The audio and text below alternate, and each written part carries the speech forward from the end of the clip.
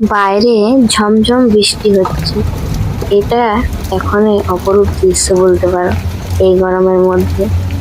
আর ভাতের পেটে যদি কচি পাঁঠার মাংসর ভাত হই তাহলে আর কি চাই। তো চলুন আজকের রেসিপি শুরু করা যাক। পাঁঠার মাংস নিয়ে নিয়েছি, আর তো মশলাগুলো নিয়ে নিয়েছি, পরপর সব একসাথে মাখিয়ে নেব। যা মশলা, নুন, হলুদ, লঙ্কার গুঁড়ো সব একসাথে মিশিয়ে কড়াইয়ের মধ্যে তেল দিয়ে তেজপাতা দিয়ে মাংসটা ছেড়ে 15 থেকে 20 মিনিট চাপা দিয়ে রেখে দেবো। 15 থেকে 20 মিনিট জল ছাড়লে তারপর মশলাটা দিয়ে আবার 10 মিনিট মতো কষিয়ে নেবো।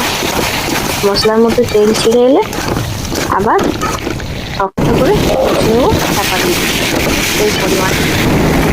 এরপর এক সাইডে গরম জল দিয়ে এই গরম জলটা দিয়ে দেবো মাংসর মতো। তার সাথে কটা সাদা কুচি নিয়ে নিয়েছি, সাদা কুচিগুলো ধুয়ে পরিষ্কার করে 10 মিনিট মতো মাংসের মধ্যে দিয়ে দেবো। এবার আবার 15 মিনিট চাপা দিয়ে রেখে দেবো। দেখুন গরম মশলা দিয়ে নামিয়ে নিলে আমাদের পাঁঠার মাংস রেডি।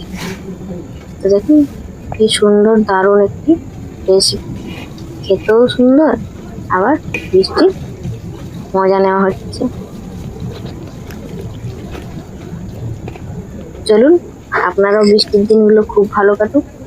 আমিও আজকের ভিডিওতে আপনাদের থেকে বিদায় নিচ্ছি। সবাইকে টাটা।